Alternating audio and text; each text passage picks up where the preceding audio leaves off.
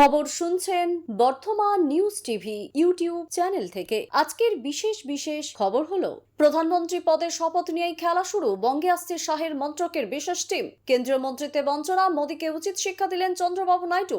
বিধ্বংসী আগুনের মর্মান্তিক মৃত্যু 40 ভারতীয়ের, জারি হেল্পলাইন নাম্বার, মনিটরিং এ মোদী। বাড়িতে রাখা বিপুল অস্ত্র লুকোতেই ইডির উপর হামলা। শেখ শাহজাহান বিতর্কে চাঞ্চল্যকর দাবি সিবিআই। মারধরের অভিযোগে ব্যবস্থা নেয়নি পুলিশ। সোহমের বিরুদ্ধে হাইকোর্টের রেস্তোরাঁর মালিক। চিকিৎসায় গাফিলতিতে রোগী মৃত্যুর অভিযোগ। কাঠগড়ায় Bishnupur super speciality hospital. Diamond Harbour ঘাটালের ফল নিয়ে আদালতে। বিজেপি চা হতে পারে সিবিআই তদন্ত। ভোটে হেরে এবার ইভিএম বদলের আশঙ্কা। কোচবিহারের পরাজিত বিজেপি প্রার্থী নিশীথের। প্রতিদিন নিয়মিত খবর শোনার জন্য বর্তমান নিউজ টিভি চ্যানেলটিকে সাবস্ক্রাইব করুন। আসছি বিস্তারিত খবরে। লোকসভা নির্বাচন মিটতেই ফের বাংলায় কেন্দ্রীয় প্রতিনিধি দল। বাংলার বিশেষ প্রতিনিধি দল পাঠাচ্ছে অমিত শাহের মন্ত্রক। আগামী 23 জুন কলকাতায় আসছে স্বরাষ্ট্র মন্ত্রকের এক প্রতিনিধি দল। জঙ্গলমহলের জেলাগুলিতে নিরাপত্তার জন্য বিশেষ অর্থ বরাদ্দ করা হয়। সেই অর্থ ঠিক মতো খরচ করা হচ্ছে কিনা তা বিস্তারিত রিপোর্ট নিতেই মন্ত্রকের আধিকারিকরা কলকাতায় আসছেন বলে জানা গিয়েছে। আর তা নিয়ে শুরু হয়েছে জোর রাজনৈতিক চর্চা। জঙ্গলমহল এলাকায় মাওবাদী কার্যকলাপ ব্যাপকভাবে বেড়ে গিয়েছে। তা দমনে অপারেশন গ্রিন হান্ট শুরু হয়। আর সেই অভিযান চালাতে বিশেষ অর্থ বরাদ্দ করা হয়। তৎকালীন প্রধানমন্ত্রী মনমোহন সিং বিপুল এই অর্থ বরাদ্দ করেন। যদিও রাজ্যের পালাবদলের পর মাওবাদী কার্যকলাপ অনেকটাই কমে যায়। অনেকটাই এখন থেকে শান্তি ফিরেছে এখানে। যদিও জঙ্গলমহলের বিভিন্ন অংশে যৌথ বাহিনী এখনো রয়ে গিয়েছে। কড়া নজরদারি চলে। এখন খবর শুনছেন বর্তমান নিউজ টিভি চ্যানেলের। ফিরে আসছি পরবর্তী খবরে। একেই বলে ইটের বতলা পাটকেল। কেন্দ্রীয় মন্ত্রিসভা গঠনের সময় চন্দ্রবাবু নাইডুর তেলেগু দেশম পার্টি, নীতিশ কুমারের জনতা দল ইউনাইটেড সহ অন্যান্য শরিকদের রীতিমতো বঞ্চনা করেছে বিজেপি। গুরুত্বহীন মন্ত্রকেই মূলত শরিকদের হাতে দিয়েছে এনডিএর সবচেয়ে বড় দল বিজেপি। এ নিয়ে ক্ষোভ প্রকাশ করেছে একাধিক শরিক দল। এবার বিজেপিকে যোগ্য জবাব দিলেন চন্দ্রবাবু নাইডু। গতকাল অন্ধ্রপ্রদেশের নতুন সরকারের শপথ গ্রহণ ছিল। মুখ্যমন্ত্রী পদে শপথ নেন তেলেগুর দেশম পার্টির প্রধান নাইডু। একই সঙ্গে গোটা মন্ত্রিসভাও শপথ নেয়। তেলেগু দেশম পার্টির 21 জন বিধায়ক, জনসেনা 3 জন বিধায়ক ক্যাবিনেট মন্ত্রী হিসেবে শপথ নেন। বিজেপিকে মাত্র একটি ক্যাবিনেট মন্ত্রক দিয়েছেন নাইডু। প্রধানমন্ত্রী নরেন্দ্র মোদী আজকের শপথ গ্রহণ অনুষ্ঠানে উপস্থিত ছিলেন। কুয়েতের মানগাব শহরের এক বহুতলের অগ্নিকাণ্ডে 40 জন ভারতীয়ের মৃত্যু হলো। ঘটনায় আরো 30 জন। তাদের মধ্যে বেশ কয়েকজনের অবস্থা আশঙ্কাজনক বলে জানা গিয়েছে। ফলে মৃতের সংখ্যা আরো বাড়তে পারে বলে আশঙ্কা। ঘটনার খবর পেয়ে ঘটনাস্থলে ছুটে গিয়েছেন কুয়েতের ডেপুটি প্রধানমন্ত্রী শেখ ফায়াদ ইউসুফ শাহিদ আল সাফা। গিয়েছেন ভারতীয় হাই কমিশনের আধিকারিকরা। সরেজমিনে পরিস্থিতি খতিয়ে দেখেছেন তারা। ইতিমধ্যেই দূতাবাসের তরফে জরুরি হেল্পলাইন নাম্বার জারি করেছে। আর সেটি হলো 9656555246। অন্যদিকে কলকাতার সরকার এই দুর্ঘটনা নিয়ে কড়া পদক্ষেপের কথা জানিয়েছেন। ইতিমধ্যে এই বিষয়ে কুয়েতের স্বরাষ্ট্রমন্ত্রী উপ প্রধানমন্ত্রী বিবৃতি দিয়েছেন। সেখানে স্থানীয় পুলিশ প্রশাসনকে কড়া হাতে ব্যবস্থা নেওয়ার কথা বলা হয়েছে। বাড়িতে বিপুল বেআইনি অস্ত্র মজুত করে রাখা হয়েছিল। ইডির হাত থেকে তা বাঁচাতেই তদন্তকারীদের উপর হামলা। সন্দেশখালীর বেতাজ বাদশাহ শেখ শাহজাহানের বাড়িতে ইডির উপর হামলার ঘটনা ঘটে। আজ বুধবার সেই সংক্রান্ত চার্জশিট জমা দেয় সিবিআই। আর সেখানেই এহেন উল্লেখ কেন্দ্রীয় তদন্তকারী সংস্থার। শুধু তাই নয়, পুলিশের বিরুদ্ধেও নিষ্ক্রিয়তার কথা উল্লেখ করা হয়েছে চার্জশিটে। এমনটাই সূত্রের খবর। বছরের শুরুতেই রেশন দুর্নীতি কাণ্ডে শেখ শাহজাহানের বাড়িতে হানা দেন ইডির আধিকারিকরা। সেখানে গিয়ে রীতিমতো মার খেয়ে ফিরতে হয় তদন্তকারী সংস্থার আধিকারিকদের। ঘটনায় রাজ্য রাজনীতিতে ব্যাপক তোলপাড় ফেলে দেয়। কলকাতা হাইকোর্টের নির্দেশে ইডির উপর হামলার ঘটনা তদন্ত শুরু করে সিবিআই। তদন্তে দফায় দফায় শেখ শাহজাহানকে জেরা করে সিবিআই। জেরা করা হয় তার একাধিক ঘনিষ্ঠকে। এমনকি বেশ কয়েকজনকে ইতিমধ্যে গ্রেপ্তার করা হয়েছে কেন্দ্রীয় তদন্তকারী সংস্থা তরফে।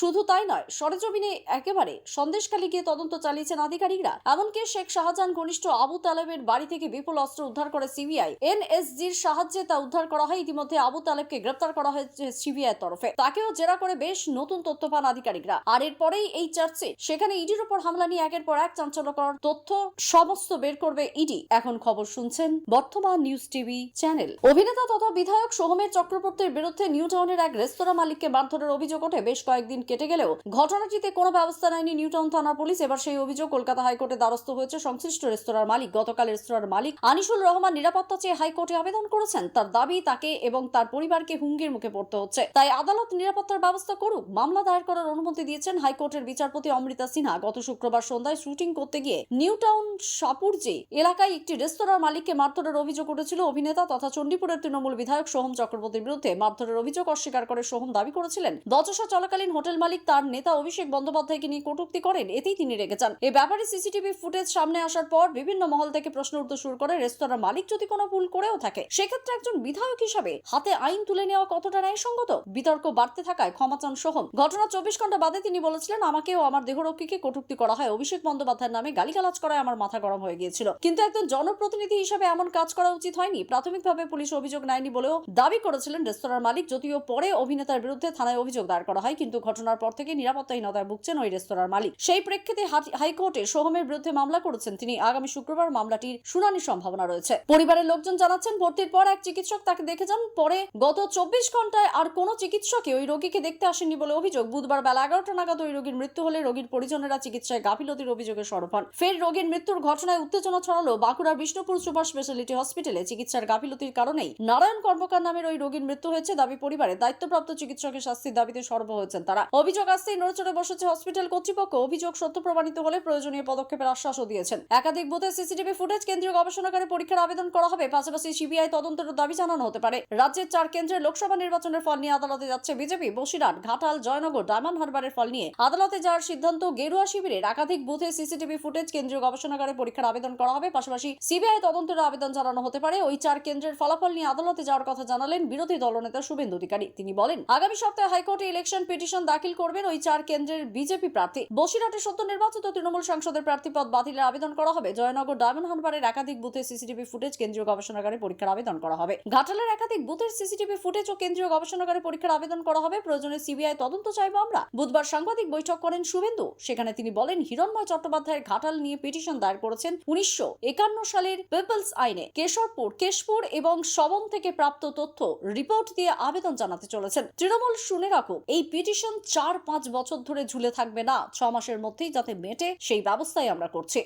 লোকসভা নির্বাচন মিটতেই ফের বাংলায় কেন্দ্রীয় প্রতিনিধি দল। বাংলার বিশেষ প্রতিনিধি দল পাঠাচ্ছে অমিত শাহের মন্ত্রক। আগামী 23 জুন কলকাতায় আসছে স্বরাষ্ট্র মন্ত্রকের এক প্রতিনিধি দল। জঙ্গলমহলের জেলাগুলিতে নিরাপত্তার জন্য বিশেষ অর্থ বরাদ্দ করা হয়। সেই অর্থ ঠিকমতো খরচ করা হচ্ছে কিনা তা বিস্তারিত রিপোর্ট নিতেই মন্ত্রকের আধিকারিকরা কলকাতায় আসছেন বলে জানা গিয়েছে। আর তা নিয়ে শুরু হয়েছে জোর রাজনৈতিক চর্চা। জঙ্গলমহল এলাকায় মাওবাদী কার্যকলাপ ব্যাপকভাবে বেড়ে গিয়েছে। তা দমনে অপারেশন গ্রিন হান্ট শুরু হয়। আর সেই অভিযান চালাতে বিশেষ অর্থ বরাদ্দ করা হয়। তৎকালীন প্রধানমন্ত্রী মনমোহন সিং বিপুল এই অর্থ বরাদ্দ করেন। যদিও রাজ্যের পালাবদলের পর মাওবাদী কার্যকলাপ অনেকটাই কমে যায়। অনেকটাই এখন থেকে শান্তি ফিরেছে এখানে। যদিও জঙ্গলমহলের বিভিন্ন অংশে যৌথ বাহিনী এখনো রয়ে গিয়েছে, কড়া নজরদারি চলে। এখন খবর শুনছেন বর্তমান নিউজ টিভি চ্যানেলের। ফিরে আসছি পরবর্তী খবরে। একেই বলে ইটের বতলা পাটকেল। কেন্দ্রীয় মন্ত্রিসভা গঠনের সময় চন্দ্রবাবু নাইডুর তেলেগু দেশম পার্টি, নীতিশ কুমারের জনতা দল ইউনাইটেড সহ অন্যান্য শরিকদের রীতিমতো বঞ্চনা করেছে বিজেপি। গুরুত্বহীন মন্ত্রকেই মূলত শরিকদের হাতে দিয়েছে এনডিএর সবচেয়ে বড় দল বিজেপি। এ নিয়ে ক্ষোভ প্রকাশ করেছে একাধিক শরিক দল।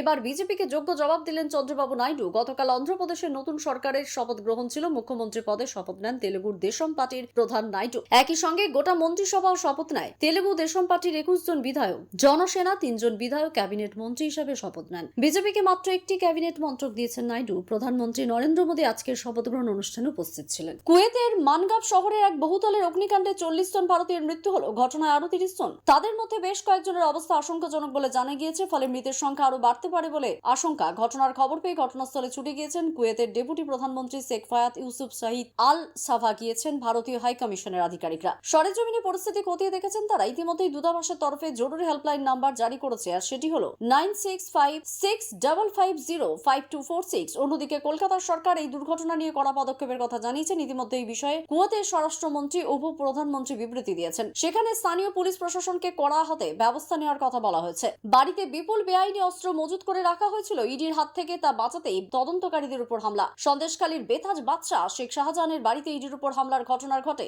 আজ বুধবার সেই সংক্রান্ত চার্জশিট জমা দেয় সিবিআই। আর সেখানেই এহেন উল্লেখ কেন্দ্রীয় তদন্তকারী সংস্থার। শুধু তাই নয়, পুলিশের বিরুদ্ধেও নিষ্ক্রিয়তার কথা উল্লেখ করা হয়েছে চার্জশিটে। এমনটাই সূত্রের খবর। বছরের শুরুতেই রেশন দুর্নীতি কাণ্ডে শেখ শাহজাহানের বাড়িতে হানা দেন ইডির আধিকারিকরা। সেখানে গিয়ে রীতিমতো মার খেয়ে ফিরতে হয় তদন্তকারী সংস্থার আধিকারিকদের। ঘটনায় রাজ্য রাজনীতিতে ব্যাপক তোলপাড় ফেলে দেয়। কলকাতা হাইকোর্টের নির্দেশে ইডির উপর হামলার ঘটনা তদন্ত শুরু করে সিবিআই। তদন্তে দফায় দফায় শেখ শাহজাহানকে জেরা করে সিবিআই। জেরা করা হয় তার একাধিক ঘনিষ্ঠকে, এমনকি বেশ কয়েকজনকে ইতিমধ্যে গ্রেপ্তার করা হয়েছে কেন্দ্রীয় তদন্তকারী সংস্থা তরফে। শুধু তাই নয়, সরেজমিনে একেবারে সন্দেশখালী গিয়ে তদন্ত চালিয়েছেন আধিকারিকরা। এমনকি শেখ শাহজাহান ঘনিষ্ঠ আবু তালেবের বাড়ি থেকে বিপুল অস্ত্র উদ্ধার করে সিবিআই। এনএসজির সাহায্যে তা উদ্ধার করা হয়। ইতিমধ্যে আবু তালেবকে গ্রেপ্তার করা হয়েছে সিবিআই তরফে। তাকেও জেরা করে বেশ নতুন তথ্য পান আধিকারিকরা। আর এরপরেই এই চার্চে সেখানে ইডির উপর হামলা নিয়ে একের পর এক চাঞ্চল্যকর তথ্য সমস্ত বের করবে ইডি। এখন খবর শুনছেন বর্তমান নিউজ টিভি চ্যানেল। অভিনেতা তথা বিধায়ক সোহমের চক্রবর্তীর বিরুদ্ধে নিউ টাউনের এক রেস্তোরাঁ মালিককে মারধরের অভিযোগ ওঠে। বেশ কয়েকদিন কেটে গেলেও ঘটনাটিতে কোনো ব্যবস্থা নেয়নি নিউ টাউন থানার পুলিশ।